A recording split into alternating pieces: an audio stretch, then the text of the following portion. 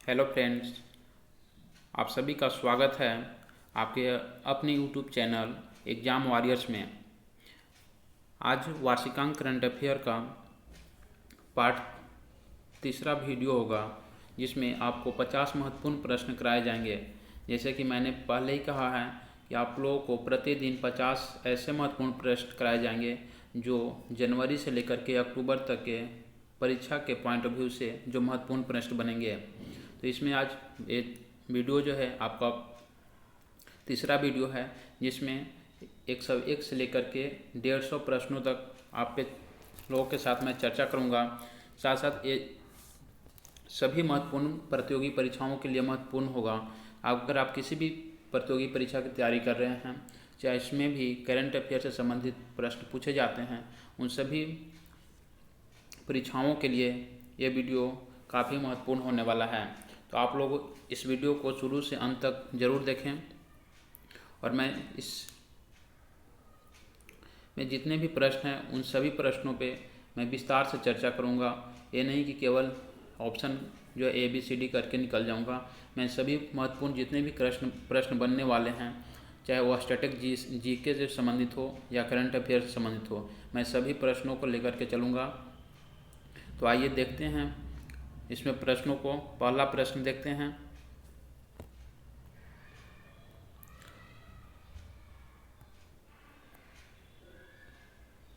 आपका पहला प्रश्न है, निम्नलिखित में से कौन हाल ही में देश की सबसे कम उम्र की महिला पायलट बनी है? तो आपको महिला पायलट की बात करना है। एयरफोर्स की महिला पायलट बनी है।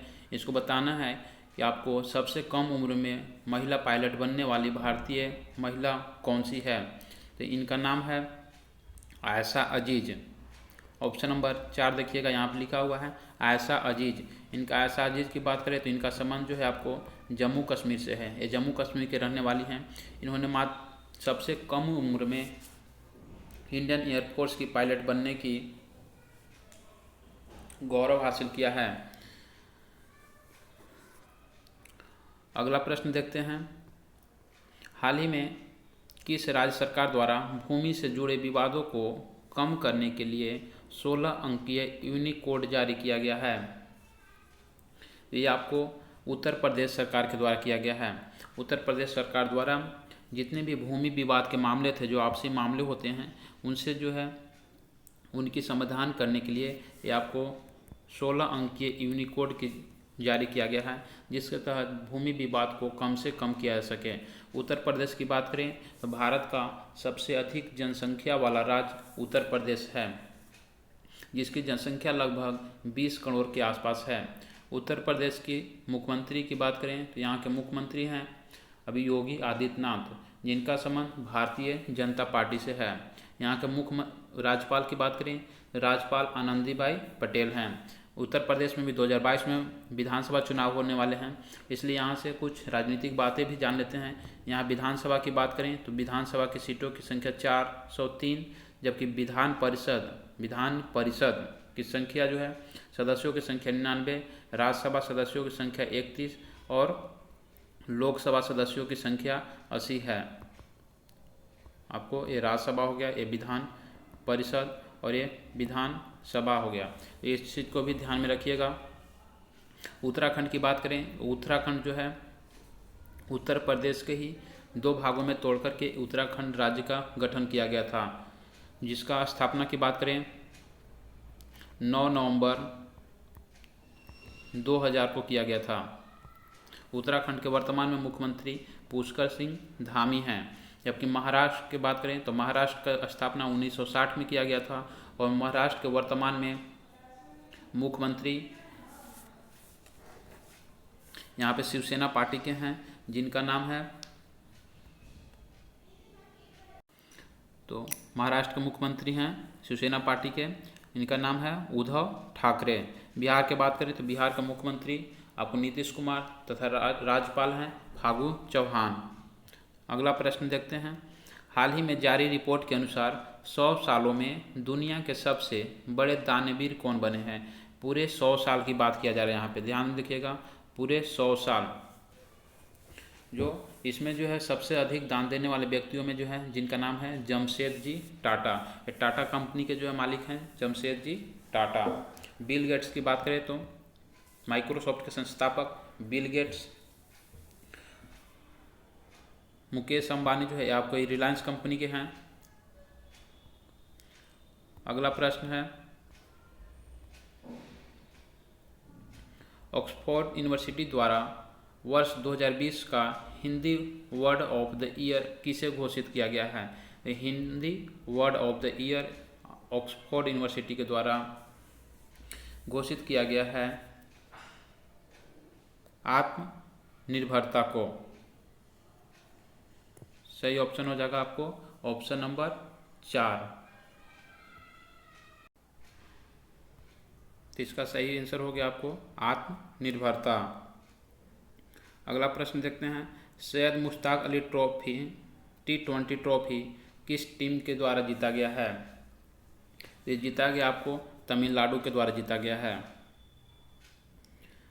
वर्ष 2021 में दूसरे खेलो इंडिया यूनिवर्सिटी गेम का आयोजन कहाँ किया जाएगा? तो खेलो इंडिया यूनिवर्सिटी गेम ये जो है अगला आयोजन जो कर्नाटक में किया जाएगा। इस बार की बात करें खेलो इंडिया यूनिवर्सिटी गेम में जो है प्रथम स्थान पर कौन सी यूनिवर्सिटी रहा है? तो आपको पंजाब यूनिवर्सिटी रहा है। प्रथम स्थान की बात करेगा तो पंजाब यूनिवर्सिटी प्रथम स्थान पर रहा है। अगला प्रश्न किस प्रसिद्ध भारतीय वैज्ञानिक ने भारतीय सेना के उपयोग हेतु सोलर हीटेड टेंट का आविष्कार किया गया है? मीन्स ये ऐसा टेंट है जो सोलर के माध्यम से मीन्स सौर एनर्जी के माध्यम से जो है उन्हें एक हीट मीन्स गर्मी महसूस कराएगा। मीन्स ऐसे इसका प्रयोग वैसे ठंडे इलाकों में किया जाएगा जहाँ पे काफ़ी मात्रा में जो है ठंड जैसे बर्फ पर जैसे लद्दाख जम्मू कश्मीर वाले एरिया में ऐसे टेंट का प्रयोग किया जाएगा जिस तरह से जो है सेना को रहने में भी मदद मिलेगी, क्योंकि वहाँ पे टेम्परेचर जो होता है काफ़ी माइनस में चला जाता है। इसलिए जो है ऐसे चीज़ों का उपयोग वहाँ पे गर्म वस्तुओं का प्रयोग वहाँ पे ज़्यादा किया जाता है। तो इसके द्वारा किसके द्वारा खोजा गया है उसकी बात किया जाए तो आपको खोज किया गया है सोनम वांगचुक के द्वारा किया गया है। सोनम वांगचुक की बात करें तो ये जो है आपको लद्दाख के रहने वाले हैं, इनका संबंध लद्दाख से है। अगला प्रश्न है पराबैंगनी किरणों के से मेट्रो कोच को सैनिटाइज करने वाली भारत की पहली मेट्रो कौन सी बनी है? तो ये आपको है लखनऊ मेट्रो। लखनऊ मेट्रो भारत की ऐसी मेट्रो है जो पराबैंगनी किरणों का प्रयोग करके मेट्रो कोच को सैनिटाइज करने वाली पहली मेट्रो बन गई है। मेट्रो की भारत में बात करें तो भारत में पहली बार मेट्रो की शुरुआत 1984 कोलकाता में किया गया था, जबकि उसके बाद जो है दिल्ली मेट्रो की शुरुआत किया गया था। अभी मेट्रो से और कई प्रश्न बन रहे हैं। भारत की पहला ड्राइवर लेस मेट्रो तो आपको दिल्ली हो जाएगा। ड्राइवर लेस मेट्रो की बात करें तो दिल्ली मेट्रो होगा। ग्रीन मेट्रो की बात करेगा भारत का पहला ग्रीन मेट्रो तो दिल्ली मेट्रो। साथ साथ वाटर मेट्रो की बात करेगा कि भारत का पहला वाटर मेट्रो तो वाटर मेट्रो हो जाएगा आपको कोलकाता मेट्रो। ये और सी कुछ प्रश्न हैं, इसको भी ध्यान में रखिएगा। अगला प्रश्न है हाल ही में जारी घोषणा के अनुसार किस राज्य में फूल प्रसंस्करण केंद्र की स्थापना की जाएगी? तो फूल प्रसंस्करण केंद्र की स्थापना करने की घोषणा आपको कर्नाटक सरकार के द्वारा किया गया है। तो कर्नाटक सरकार के द्वारा किया गया है। तो ऑप्शन में कर्नाटक नहीं है, अलग से आप कर्नाटक कर लीजिए। ऑप्शन में कर्नाटक नहीं दिया गया है तो आपको सही उत्तर हो जाएगा कर्नाटक। कर्नाटक की बात करें तो कर्नाटक भारत का एक तटीय राज्य है और दक्षिण भारत का राज्य है। कर्नाटक के वर्तमान में नए मुख्यमंत्री बने हैं जिनका नाम है बसवराज बोम्मई। अगला बात करते हैं प्रश्नों को। फरवरी 2021 में किस भारतीय राजनेता को global energy and environmental leadership award से सम्मानित किया गया है? तो ये आपको भारत के प्रधानमंत्री नरेंद्र मोदी को ये अवार्ड दिया गया है। ये पर्यावरण से संबंधित पुरस्कार है, global energy and environmental leadership award. Means energy environmental को जो है लीडरशिप करने के लिए, इस कार्य के लिए सबसे जागरूक सबसे आगे होने के लिए आपको ये पुरस्कार प्रधानमंत्री नरेंद्र मोदी को दिया गया है। वेंकैया नायडू की बात करें तो भारत के उपराष्ट्रपति हैं, और रामनाथ कोविंद भारत के वर्तमान में राष्ट्रपति हैं। अगला प्रश्न है, हाल ही में किस देश के पूर्व प्रधानमंत्री को पद्म विभूषण पुरस्कार 2021 से सम्मानित किया गया है? पद्म विभूषण पुरस्कार आपको जापान के पूर्व प्रधानमंत्री जिनका नाम था शिंजो अबे को दिया गया है, जो कि जापान के पूर्व प्रधानमंत्री थे। जापान की बात करें तो जापान की राजधानी टोक्यो है, और ये टोक्यो जो है जापान के होन्शु द्वीप पर स्थित है। जापान की सबसे बड़ी द्वीप का नाम है होन्शु। यहाँ पे 4 महत्वपूर्ण द्वीप है, जिसका नाम की बात करें तो सबसे बड़ी द्वीप है होन्शु, उसी पे उसकी राजधानी और एक शहर जो है जिसका नाम था हिरोशिमा, जिस पे परमाणु बम का प्रयोग किया गया था। ये दोनों जो है आपको होन्शु द्वीप पर स्थित है। अगला प्रश्न है, विश्व स्वास्थ्य संगठन की अगुवाई में कोवैक्स योजना के तहत मुफ्त कोविड टीके को प्राप्त करने वाला पहला देश कौन बना है? तो पूरे विश्व में आपको विश्व स्वास्थ्य संगठन के द्वारा कोवैक्स योजना चलाई गई थी, जिसके तहत आपको गरीब देशों जो अपने कोविड-19 टीकाकरण जो है दूसरे देशों से नहीं खरीद सकते हैं, उन देशों के लिए मदद के लिए ये योजना शुरू किया गया था। तो कोवैक्स योजना के तहत WHO ने सबसे पहले कोविड टीका आपको घाना देश को दिया था। ये अफ्रीकी देश है।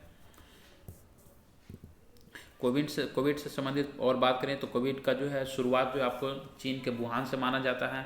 कोविड टीका का सबसे पहला बार कोई विश्व में अगर मान्यता प्राप्त कोई टीका का खोज किया था तो वो रूस था, जिसका नाम था स्पुतनिक भी।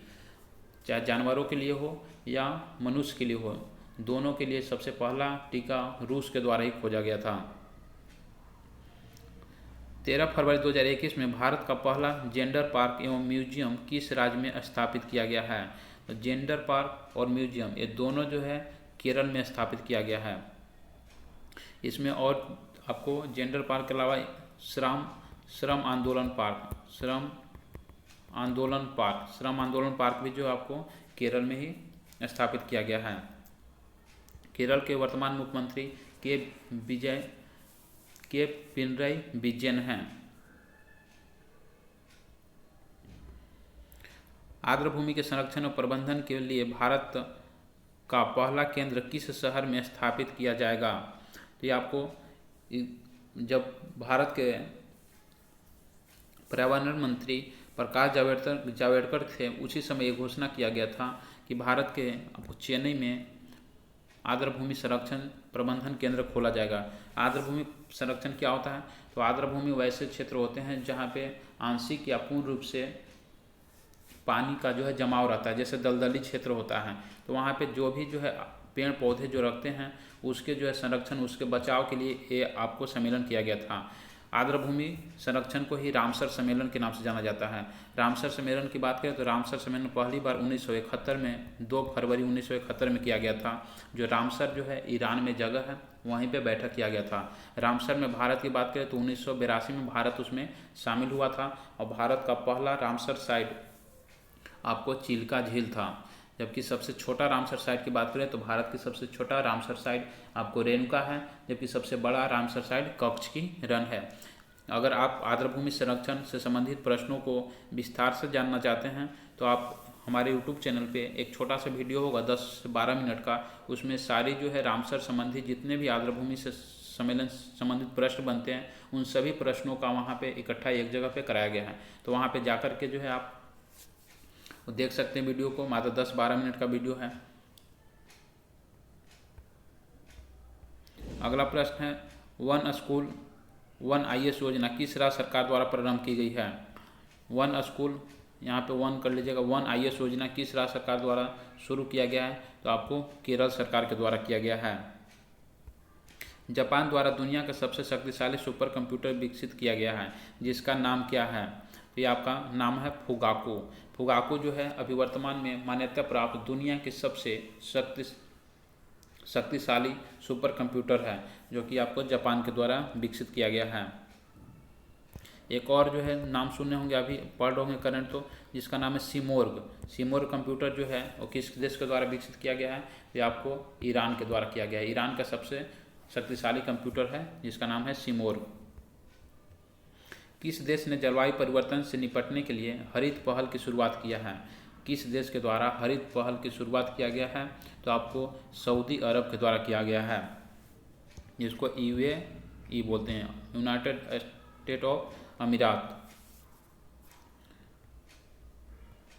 अगला प्रश्न है, किस कंपनी का IPO जिसका फुल फॉर्म होता है इनिशियल पब्लिक ऑफर जारी किया जाएगा? तो अभी काफ़ी दिनों से चर्चा में है कि आपको LIC के द्वारा IPO लाने की योजना है। तो LIC की बात करें तो इसके अभी हेड जो है, इसके हेड आपकी MR कुमार है। MR कुमार है। LIC की स्थापना 1956 में किया गया था, जबकि NTPC की स्थापना 1975 में किया गया था। GIC साधारण बीमा निगम, इसकी स्थापना 1972 में किया गया था। अगला प्रश्न है, हाल ही में वह प्रथम राज्य कौन बना जिसने real time digital flood reporting एवं इंफॉर्मेशन मैनेजमेंट सिस्टम का शुभारंभ किया है? तो बाढ़ से निपटने के लिए यह योजना की शुरुआत आपको असम सरकार के द्वारा किया गया है। असम में प्रत्येक साल बहुत ही बड़े पैमाने पर यहाँ पे बाढ़ से लोग प्रभावित होते हैं। जैसे ही जो है बरसात के दिनों आती है, यहाँ पे ज़्यादा प्रभाव जो है आपको ब्रह्मपुत्र नदी से पड़ती है, क्योंकि असम में मुख्य रूप से ब्रह्मपुत्र नदी ही बाढ़ का मुख्य कारण है। तो इसके जो है रिपोर्टिंग एवं इंफॉर्मेशन मैनेजमेंट सिस्टम के लिए ये योजना की शुरुआत असम सरकार के द्वारा किया गया है। असम की बात करें तो असम जो है भारत का पूर्वी राज्यों में एक 7 सिस्टर है, 7 सिस्टर में से एक राज्य है। असम की सीमा जो है 7 सिस्टर जितने भी राज्य हैं, 7 राज्य, उसमें से असम एक अकेला है, और 6 जो राज्य बचे उसमें सभी 6 राज्यों के साथ सीमा बनाती है। असम की बात करें तो असम की जो है सीमा बांग्लादेश से 2 बार लगती है। प्रश्न पूछा गया ऐसा कि बांग्लादेश से कौन सी ऐसी राज्य है जो 2 अलग अलग स्थानों पर सीमा बनाती है? तो आपको असम है। असम के वर्तमान में मुख्यमंत्री हेमंत बिश्व शर्मा हैं, जो अभी नए मुख्यमंत्री बने हैं। गुजरात की बात करें तो गुजरात की स्थापना भाषा के आधार पर महाराष्ट्र से अलग करके गुजराती भाषा के आधार पर 1960 में किया गया था। उड़ीसा की स्थापना 1936 में बिहार से अलग होकर के किया गया था। अगला प्रश्न है, भारत का पहला कृषि आधारित सोलर प्लांट कहाँ स्थापित किया गया है? तो कृषि आधारित सोलर प्लांट की स्थापना राजस्थान में किया गया है। राजस्थान में किया गया है। वर्तमान में सोलर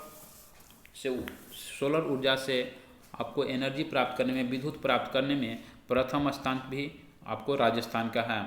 राजस्थान की बात करें तो राजस्थान जो है भारत का पश्चिमी राज्य है, और ये इसकी सीमा अंतर्राष्ट्रीय सीमा से भी लगती है। अंतर्राष्ट्रीय सीमा कहने का मतलब कि इसकी सीमा, राजस्थान की सीमा पाकिस्तान से अंतर्राष्ट्रीय सीमा बनाती है। वर्तमान में राजस्थान के मुख्यमंत्री अशोक गहलोत हैं, और यहाँ के राज्यपाल कलराज मिश्र हैं। राजस्थान की विधानसभा की बात करें तो राजस्थान विधानसभा सीटों की संख्या 200 है। गुजरात पे चर्चा किए हैं। तमिलनाडु जो है एक तटीय राज्य है, और तमिलनाडु के अभी मुख्यमंत्री जिसका नाम है MK स्टालिन है। जिनका पार्टी की बात करें तो जिनकी राजनीतिक पार्टी है DMK, द्रविड़ मुनेत्र कड़गम। जिनकी पहचान की बात करें तो इनकी चुनाव चिन्ह है उगता हुआ सूर्य। आंध्र प्रदेश जो है भाषा के आधार पर गठित होने वाला भारत का पहला राज्य था, जिसकी स्थापना 1953 में किया गया था। वर्तमान में यहाँ के मुख्यमंत्री जगन मोहन रेड्डी हैं, जिनका संबंध YRS कांग्रेस पार्टी से है। हाल ही में प्रकाशित पुस्तक the little book of encouragement पुस्तक के लेखक कौन हैं? ये पुस्तक काफ़ी चर्चा में है, इसको हमेशा ध्यान में रखिएगा। ये पुस्तक है आपको दलाई लामा की। दलाई लामा एक बौद्ध गुरु हैं, जो कि तिब्बत से जो है निर्वासित होने के बाद जब 1948 में तिब्बत पर चीन का कब्जा हो गया था, उस समय से ही दलाई लामा भारत के हिमाचल प्रदेश में रहते हैं।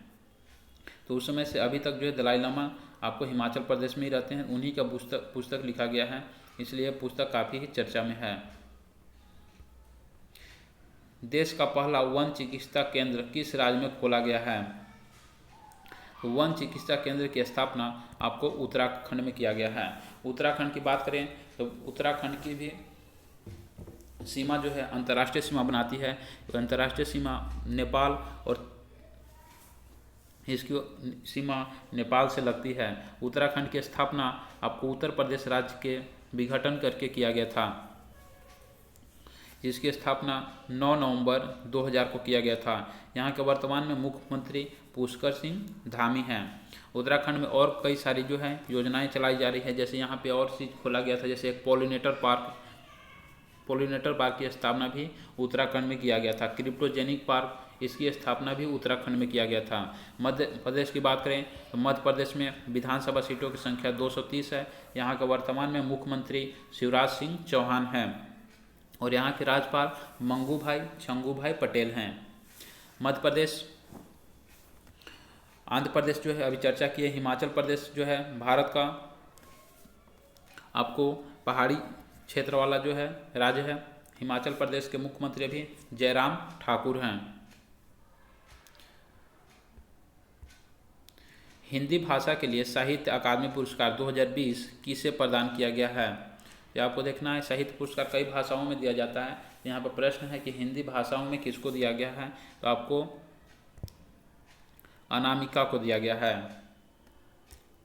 उत्तराखंड में ग्लेशियर टूटने से 520 मेगावाट की तपोवन जल विद्युत विष्णुगढ़ परियोजना क्षतिग्रस्त हो गई थी। ये किस नदी पर निर्मित है? देखिए काफ़ी चर्चा में था, ध्यान में होगा आप लोगों को तो याद आ रहा होगा कि ये जो है तपोवन जल विद्युत, आपको प्रश्न डायरेक्ट पूछा जा सकता है, तपोवन जल विद्युत परियोजना किस राज्य में है? तो आपको उत्तराखंड में है।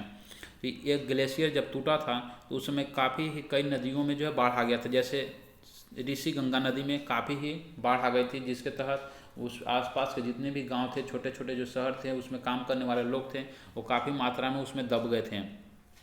तो आपको पूछा जा रहा है कि किस नदी पर निर्मित है? तो आपको धौली गंगा नदी पे निर्मित है। इसी धौली गंगा में जो है इसके टूटने के कारण ऋषि गंगा नदी में बाढ़ आ गई थी, जिसके कारण आसपास के लोग काफ़ी क्षति पहुंची थी और काफ़ी लोगों की मृत्यु भी हो गई थी। तो ध्यान दीजिएगा कि ये धौली गंगा नदी पे स्थित है। किस राज्य सरकार ने आयुष्मान भारत योजना के तहत गोल्डन कार्ड बनाने का निर्णय लिया है? एक गोल्डन कार्ड बनाने का निर्णय आपको योगी सरकार, उत्तर प्रदेश सरकार के द्वारा किया गया है। आयुष्मान भारत योजना का नाम सुने होंगे, ये भारत सरकार की योजना है, प्रधानमंत्री के द्वारा शुरू किया गया था। इसमें 5 लाख रुपए तक की प्रत्येक व्यक्ति को आपको स्वास्थ्य संबंधित बीमा कराई जाती है, जिसके तहत आप 5 लाख रुपए तक की किसी भी स्वास्थ्य योजना से लाभ ले सकते हैं। इसमें जो है गोल्डन कार्ड बनाने का निर्णय उत्तर प्रदेश सरकार के द्वारा लिया गया था। हाल ही में जारी एक रिपोर्ट के अनुसार दुनिया की सर्वाधिक सुरक्षित सड़कें किस देश में है? ये आपको है नॉर्वे में। अगला प्रश्न है, संस्कृति एवं पर्यटन मंत्रालय द्वारा हाल ही में 11वां राष्ट्रीय संस्कृति महोत्सव का आयोजन किस राज्य में किया गया है? तो राष्ट्रीय संस्कृति महोत्सव का आयोजन आपको पश्चिम बंगाल के कोलकाता में किया गया है। कोलकाता में किया गया है। अगला प्रश्न है, नए वर्ष के अवसर पर किस देश के प्रधानमंत्री ने अपने राष्ट्रगान के शब्दों में बदलाव करने की घोषणा की है? तो ये आपको ऑस्ट्रेलिया के द्वारा किया गया था। ऑस्ट्रेलिया सरकार के द्वारा अपने राष्ट्रगान में कुछ परिवर्तन किया गया था, उसी का संबंधित प्रश्न है। किस राज्य सरकार ने वर्ष 2021 को शिक्षा के वर्ष के रूप में घोषित किया है? तो आपको अरुणाचल प्रदेश सरकार द्वारा यह शिक्षा वर्ष के रूप में घोषित किया गया है। 30 मार्च 2021 में किस राज्य के 3 राष्ट्रीय उद्यानों को नाइट सफारी की शुरुआत की गई है? 3 वो कौन कौन से जो है राष्ट्रीय उद्यान थे, किस राज्य के राष्ट्रीय उद्यान थे जिसमें नाइट सफारी योजना की शुरुआत किया गया है? तो आपको ये मध्य प्रदेश की राष्ट्रीय उद्यान में किया गया है। मध्य प्रदेश की बात करें तो अभी मध्य प्रदेश के मुख्यमंत्री शिवराज सिंह चौहान हैं। और भारत में सर्वाधिक बाघों की संख्या की बात करें, भारत में टोटल बाघों की संख्या 2967 है, जिसमें सर्वाधिक बाघों की संख्या आपको मध्य प्रदेश में है 526 गो। सर्वाधिक बाघों की संख्या मध्य प्रदेश 526 गो है। सर्वाधिक आपको राष्ट्रीय उद्यान भी मध्य प्रदेश में है। उत्तर प्रदेश की बात करें तो उत्तर प्रदेश में जो है एक आपको पीलीभीत टाइगर रिजर्व है। इस पीलीभीत टाइगर रिजर्व को T+2 अवार्ड से सम्मानित किया गया है। T+2 कहने का मतलब कि T से हो गया T फॉर टाइगर, यानी कि टाइगर को, बाघों को दोगुना करने में सर्वश्रेष्ठ जो है, सबसे अधिक जो है, सबसे अच्छा प्रदर्शन किसी का रहा है तो पीलीभीत राष्ट्रीय उद्यान का रहा था। इसीलिए पीलीभीत राष्ट्रीय उद्यान को T+2 अवार्ड से सम्मानित किया गया है, जो आपके उत्तर प्रदेश में स्थित है। अगला प्रश्न है, खेलो इंडिया विंटर गेम में कौन सा राज्य या केंद्रशासित प्रदेश प्रथम स्थान पर रहा है? भारत में जो खेलो इंडिया विंटर गेम कराया जाता है, जिस तरह से जो है विंटर ओलंपिक कराया जाता है, उसी तरह से विंटर गेम कराया जाता है। उसमें जो है प्रथम स्थान पे आपको जम्मू कश्मीर रहा है। इसके आयोजन की बात करें तो आयोजन भी आपको जम्मू कश्मीर में किया गया था और प्रथम स्थान भी जम्मू कश्मीर रहा था। जम्मू कश्मीर की बात करें तो जम्मू कश्मीर का जो है पुनर्गठन 31 अक्टूबर 2019 को किया गया था, और साथ ही लद्दाख का भी, लद्दाख और जम्मू कश्मीर दोनों का पुनर्गठन 31 अक्टूबर 2019 को किया गया, जिसमें जम्मू कश्मीर विधानसभा सहित एक केंद्रशासित प्रदेश होगी, जबकि लद्दाख जो है विधानसभा रहित केंद्रशासित प्रदेश होगी। चंडीगढ़ जो है एक केंद्रशासित प्रदेश है। अगला प्रश्न है, 5 दिवसीय राष्ट्रीय बागवानी मेला 2021 का आयोजन किस शहर में किया गया है? बागवानी मेला का आयोजन आपको कर्नाटक की बंगलुरु में किया गया है। हाल ही में केंद्रीय पर्यावरण, वन और जलवायु परिवर्तन मंत्री प्रकाश जावड़ेकर ने किस केंद्र शासित प्रदेश में अटल पर्यावरण भवन का उद्घाटन किया है? तो अटल पर्यावरण भवन का उद्घाटन आपको लक्षद्वीप में किया गया था। देखिएगा यहाँ पे जो है प्रश्न है, जलवायु परिवर्तन मंत्री प्रकाश जावड़ेकर, ये जो है पुराना प्रश्न है, जिस समय उद्घाटन किया गया था उस समय का प्रश्न है, इसलिए पूछा जा रहा है कि किसके द्वारा किया गया था। तो ये आपको प्रकाश जावड़ेकर के द्वारा किया गया था, अभी आपको लक्षद्वीप में किया गया था। लेकिन वर्तमान में जो है हम केंद्रीय पर्यावरण मंत्री की बात करें तो वर्तमान में केंद्रीय पर्यावरण मंत्री जो है आपको भूपेंद्र यादव हैं, इसको ध्यान रखिएगा। केंद्रीय पर्यावरण मंत्री भी भूपेंद्र यादव हैं। लक्षद्वीप की बात करें तो भारत का जो है लक्षद्वीप जो है आपको केंद्रशासित प्रदेश इस क्षेत्र में है, जो कि ये आपको अरब सागर है, इधर अरब सागर है, आपको इधर बंगाल की खाड़ी है।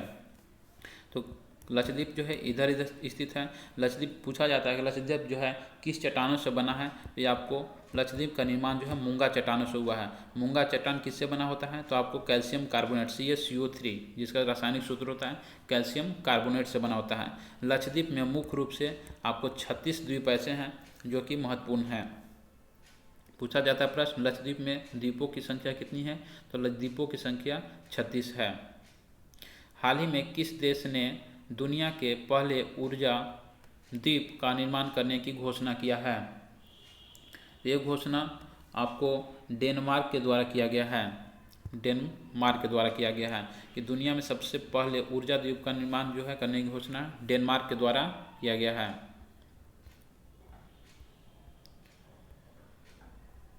अगला प्रश्न है, हाल ही में किस संस्था ने कोविड-19 के कारण वर्ष 2020 को वर्ष ईयर 1 रिकॉर्ड घोषित किया है?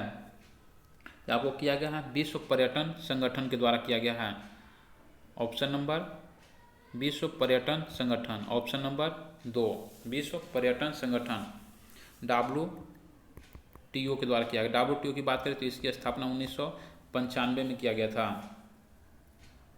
विश्व स्वास्थ्य संगठन WHO इसकी स्थापना 1948 में किया गया था, जबकि विश्व बैंक की स्थापना आपको 1944 के ब्रेटन वुड्स सेमिनल के तहत 1945 में किया गया था। हाल ही में किस भारतीय मूल के व्यक्ति को नासा द्वारा कार्यकारी प्रमुख बनाया गया है? तो नासा का जो है आपको किया गया है भव्या लाल को, इनको कार्यकारी प्रमुख नासा में बनाया गया है। नासा की बात करें तो ये अमेरिका की जो है संस्था है। नासा की स्थापना 1958 में किया गया था। अजय माथुर की बात करें तो यह भी आपको इंटरनेशनल सोलर अलायंस के हेड हैं। हाल ही में किस देश ने वर्ष 2030 तक दुनिया का सबसे बड़ा पवन ऊर्जा संयंत्र स्थापित करने की घोषणा की है? ये आपको सिंगापुर के द्वारा किया गया है। सिंगापुर नहीं होगा, साउथ कोरिया यानी दक्षिण कोरिया के द्वारा किया गया है। प्रश्न है सबसे बड़ा पवन ऊर्जा संयंत्र स्थापित करने की घोषणा दक्षिण कोरिया के द्वारा किया गया है। दक्षिण कोरिया की बात करते हैं, यहाँ से दो प्रश्न थे, एक दक्षिण कोरिया उत्तर कोरिया। दक्षिण कोरिया उत्तर कोरिया को बांटने वाली लाइन को क्या कहते हैं? तो 38वीं अक्षांश रेखा के नाम से जानते हैं। प्रश्न पूछा जाता है 38वीं समानांतर रेखा किस किस देश के बीच है? तो उत्तर कोरिया और दक्षिण कोरिया। दक्षिण कोरिया की राजधानी आपको सियोल है। दक्षिण कोरिया एक एशिया महादेश में स्थित देश है।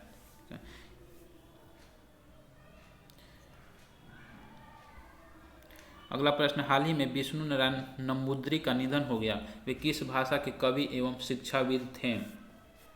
तो ये आपको ये थे मलयालम भाषा के, मलयालम जो कि केरल की भाषा है, ये मलयालम भाषा के कवि थे। तमिल की बात करें तो तमिल जो है तमिलनाडु की जो है, ये सभी जितने भी भाषा दिख रहे हैं आपको, चारों भाषा ये सभी जो है शास्त्रीय भाषा हैं। शास्त्रीय भाषा किसको कहते हैं? वैसी भाषा जो काफ़ी पुराने हो, मीन्स 1000-2000 वर्ष पुराने हो, ऐसी भाषाओं को जो आपको शास्त्रीय भाषा में रखा जाता है। तब तमिल जो है शास्त्रीय भाषा है, तेलुगु भी शास्त्रीय भाषा है, मलयालम, कन्नड़, इसके अलावा संस्कृत, ओडिसी, ये सभी जो है शास्त्रीय भाषा के अंतर्गत आते हैं। ये कभी प्रश्न पूछा जाता है निम्न में से कौन से जो है शास्त्रीय भाषा में नहीं है, छांटने के लिए आपको दे देगा। अगला प्रश्न, निमोनिया के कारण बढ़ते मृत्यु दर को कम करने के उद्देश्य से किस राज्य सरकार के द्वारा सांस अभियान की शुरुआत की गई है? तो सांस अभियान की शुरुआत शिवराज सिंह चौहान के द्वारा किया गया था।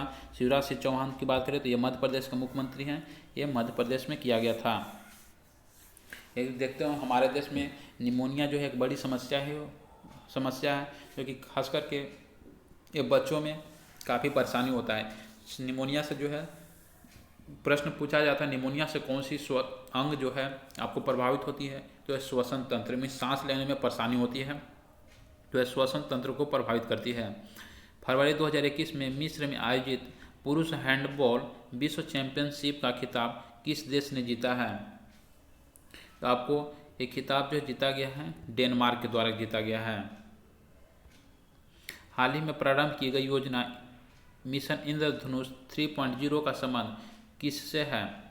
तो आपको 1.0, 2.0, 3.0 ये जो है आपको सभी उसी संबंधित है। मिशन इंद्रधनुष को केवल आप ध्यान रखिए कि मिशन इंद्रधनुष का संबंध किससे है? तो आपको ये टीकाकरण से है, टीकाकरण के विस्तार से। उसी का जो है आपको अगला वर्जन शुरू किया जा रहा है 2.0, 3.0, तो इसके लिए 3.0 लगा गया है। तो ये टीकाकरण से संबंधित है कि जितना से ज़्यादा लोगों को वैक्सीनेट किया जाए, चाहे कोविड से संबंधित हो या अन्य तरह के किसी भी बीमारी हो, जैसे बच्चा डीपीटी का टीका लगता है, पोलियो का टीका लगता है, तो इस संपूर्ण टीकाकरण के लिए जो है मिशन इंद्रधनुष की शुरुआत की गई थी। हाल ही में किस देश ने पहली बार अंतरिक्ष में सैन्य अभ्यास एस्टर एक्स का आयोजन किया है? तो ये आपको फ्रांस के द्वारा, विश्व में अगर कोई देश है जो कि अंतरिक्ष में सैन्य अभ्यास किया है तो वो देश है फ्रांस। फ्रांस जो है एक यूरोपियन कंट्री है, यूरोपीय महादेश में पड़ता है। फ्रांस से जो है भारत के काफ़ी अच्छे संबंध रहे हैं और भारत ने यहाँ से अभी एक फाइटर प्लेन खरीदा है जो काफ़ी चर्चा में था, जिसका नाम था आपको राफेल। और भारत में इसको स्थापित कहाँ किया गया था? भारत में इसको अम्बाला एयरपोर्ट पर पहला बार जो है इसको लगाया गया था। अगला प्रश्न है, steel authority of India limited ने किस राज्य में पहले गैस से इथेनॉल संयंत्र लगाने की घोषणा की है? तो ये आपको किया गया है, गैस से इथेनॉल संयंत्र लगाने की घोषणा किया गया है, आपको महाराष्ट्र में किया गया है। हाल ही में किस राज्य सरकार द्वारा कोविड फतह अभियान की शुरुआत किया गया है? कोविड फतह योजना की शुरुआत आपको कैप्टन अमरिंदर सिंह के द्वारा किया गया था, जो कि उस समय के पंजाब के मुख्यमंत्री थे, जो वर्तमान में यहाँ के अब मुख्यमंत्री नहीं रहे। वर्तमान में पंजाब के मुख्यमंत्री चरणजीत सिंह चन्नी हैं। अगर प्रश्न ऐसे भी पूछा जा सकता है कि पंजाब के प्रथम दलित मुख्यमंत्री कौन है, तो जिसका नाम है चरणजीत सिंह चन्नी। अभी तक कोई भी पंजाब में दलित व्यक्ति मुख्यमंत्री नहीं बना था, क्योंकि चरणजीत सिंह चन्नी प्रथम दलित मुख्यमंत्री बनने वाले व्यक्ति हैं। हरियाणा की बात करें तो हरियाणा की स्थापना 1966 को किया गया था। यहाँ का मुख्यमंत्री मनोहर लाल खट्टर हैं। हरियाणा में विधानसभा सीटों की संख्या आपको 90 है। यहाँ बताया ही दिया था मैंने तो कि यहाँ राजस्थान में 200 है। अगला प्रश्न है 2020-21 के आर्थिक सर्वेक्षण का थीम क्या है? 2020-21 के आर्थिक सर्वेक्षण का थीम क्या है? तो ये आपका थीम जो है saving lights livelihood. Option number 3 saving light livelihood. किस देश में शुरू की गई BRO की प्रमुख परियोजना प्रोजेक्ट दंतक ने हाल ही में 60 वर्ष पूरे किए हैं? इस योजना के जो है आपको शुरुआत जो है भूटान में किया गया है, जिसके पूरे 60 वर्ष किया गया है। भूटान जो है एक एशिया महादेश में और भारत के पड़ोसी देश है। भूटान जो काफ़ी जो छोटा देश है, भूटान की पूरी सैन्य जो है जिम्मेवारी जो रहती है, इसकी सुरक्षा की जिम्मेवारी जो है वो भारत के पास है। मीन्स जब अगर भूटान पे किसी भी तरह का कोई देश का अटैक होता है या किसी भी तरह के सैन्य से संबंधित कोई कार्य होता है, तो इसकी जिम्मेवारी पूरी तरह से भारत के अंडर होता है। तो भूटान की बात करें तो भूटान में कई सारी योजनाएं भी चलाई जा रही भारत, जैसे कुछ योजनाएं हैं चूखा परियोजना, ताला परियोजना, ये सब जो है आपको भारत और भूटान की संयुक्त परियोजना है। भूटान की बात करें तो यहाँ पे जो है अभी यहाँ के राजा बोलिए, यहाँ के प्रधानमंत्री बोलिए, तो इनका नाम है लोटे शेरिंग। बांग्लादेश की बात करें तो बांग्लादेश जो है भारत का भी पड़ोसी देश है। इससे पहले 1971 में बांग्लादेश को भारत के मदद से आज़ाद कराया गया। इससे पहले जो ये पाकिस्तान का हिस्सा था, इसको बांग्लादेश को पहले पूर्वी पाकिस्तान के रूप में जाना जाता था। बांग्लादेश के संस्थापक की बात करें तो बांग्लादेश के संस्थापक शेख मुजीबुर रहमान को माना जाता है, या बांग्लादेश के राष्ट्रपिता के नाम से भी शेख मुजीबुर रहमान को जाना जाता है। शेख मुजीबुर रहमान जो थे बांग्लादेश के प्रथम राष्ट्रपति भी रह चुके हैं। उन्हीं की बेटी वर्तमान में बांग्लादेश की प्रधानमंत्री हैं, जिनका नाम है शेख हसीना।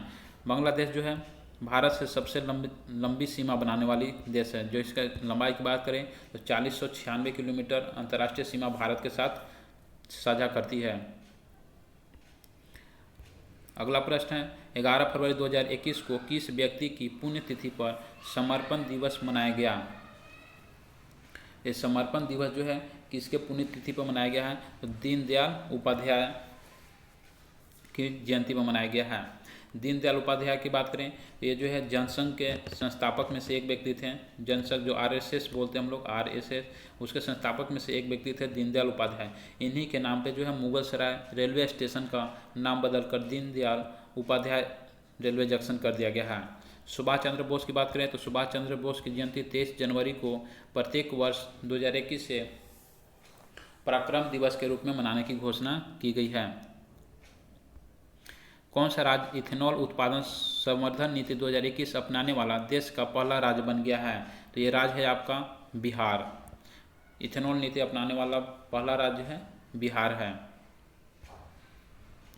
अगला प्रश्न है भारत की पहली भूतापीय क्षेत्र विकास परियोजना कहाँ स्थापित की जाएगी? ये आपको स्थापित की जाएगी लेह में। लेह जो आपको कहाँ है? लद्दाख में है। यहाँ पे अगर क्षेत्र पूछा जाए तो इसका आपको ध्यान रखिएगा पुंगा घाटी। किस घाटी में की जाएगी? तो पुंगा घाटी में की जाएगी, जो कि लद्दाख के लेह में स्थित है। अगला प्रश्न है किस राज्य सरकार द्वारा कौशल्या मातृत्व योजना को लॉन्च किया गया है?